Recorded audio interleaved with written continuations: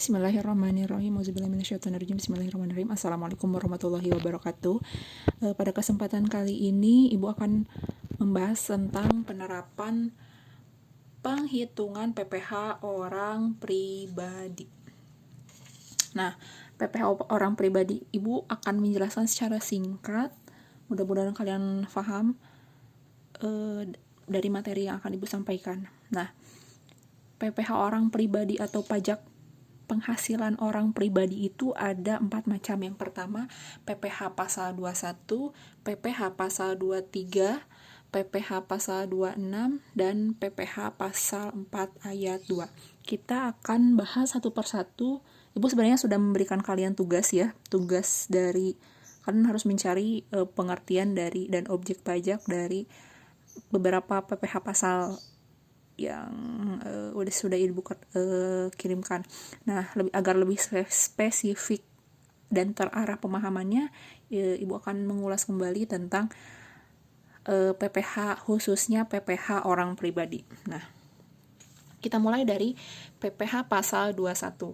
Nah, PPh pasal 21 ini adalah pajak atas penghasilan berupa gaji, upah, honorarium, tunjangan, dengan nama dan dalam bentuk apapun sehubungan dengan pekerjaan atau jabatan atau jasa atau kegiatan yang dilakukan oleh orang pribadi yang mana dia itu merupakan seseorang yang bekerja di dalam negeri.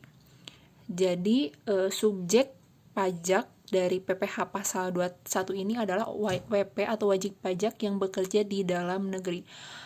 Objek pajaknya itu apa sih? Itu tadi gaji, upah, honorarium, tunjangan. Nanti Ibu kirimkan foto-foto, nanti kalian lihat tabel dari tarif dan dasar pengenaan PPh pasal 21. Nah, di situ ada nanti penggolongan dari kategori dia pegawai tetap, kemudian penerima pensiun, pegawai tidak tetap atau bukan pegawai. Nah, itu ada tarif dasar pengenaan pajaknya. Kemudian kita beranjak ke PPh pasal 23. 23 yaitu ya. Nah, kalau PPh pasal 23 ini adalah pajak penghasilan yang dipotong atas penghasilan yang diterima atau diperoleh wajib pajak dalam negeri. Ya, masih wajib pajak dalam negeri atau orang pribadi atau badan atau bentuk usaha tetap yang berasal dari apa? Modal, penyerahan jasa, atau penyelenggaraan kegiatan. Nah, objek dari subjek pajaknya itu adalah wajib pajak dalam negeri ya. Wajib pajaknya itu dia dalam negeri, tapi spesifik yang membedakan antara 21 dan 23 ini, kalau 23 dia lebih kepada berasalnya itu dari modal atau penyerahan jasa atau penyelenggaraan kegiatan. Nah, maka imbas dari objek pajaknya yaitu dividen, ya. Dividen itu pembagian persentase saham, kemudian bunga, kemudian royalti. Royalti itu adalah penggunaan royalti itu bisa berbentuk hak cipta atau hak paten. Kemudian ada hadiah, sewa, dan imbalan. Nah, objek pajak dari PPh pasal 23. Jadi dia khusus yang tidak disebutkan dalam pasal 21 gitu objek pajaknya. Beranjak ke PPh pasal 26.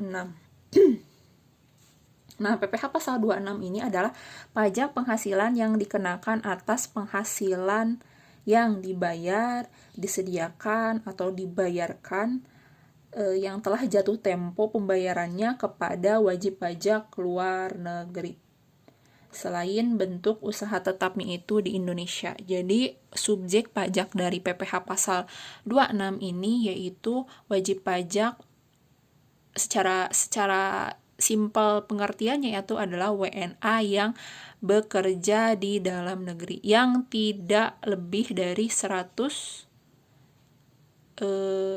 138 hari kalau nggak salah, nanti Ibu cross check kembali. Intinya dia tidak lebih dari 138 hari menetap di Indonesianya. Jadi dia warga negara asing yang tidak bertempat tinggal di dalam negeri, namun dia bekerja di dalam negeri gitu.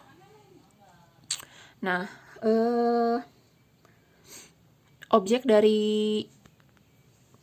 pajak dari pasal 26 ini apa aja? Apa saja sih? Sama seperti PPh pasal 23, dia ada dividen, asuransi, bunga, royalti, imbalan, hadiah, pensiun, keuntungan, kemudian keuntungan karena pembebasan utang. Nah, lanjut ke PPh pasal 4 ayat 2.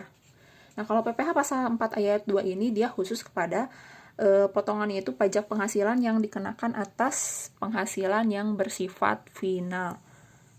Kemarin pun kita sudah membahas tentang penghasilan final atau yang bersifat final dan bersifat tidak final. Nah, objeknya itu adalah penghasilan bersifat final. Ada yang masih ingat objek bersifat final itu apa saja yang termasuk kategori penghasilan bersifat final? Nah, kemarin ya kita bahas tentang penghasilan bunga deposito, kemudian transaksi penjualan saham, kemudian bunga atau diskonto, hadiah, undian yang ada di dalam PPT. Kemudian kita juga sempat menghitung penghasilan bersifat final ini. Nah, hanya ini saja ya. Jadi harus kalian ingat-ingat dan pahami akan penerapan penghitungan PPh orang pribadi itu ada 4 macam, ada 4 jenis. Pertama PPh pasal 21, 23, 26 dan PPh pasal 4 ayat 2.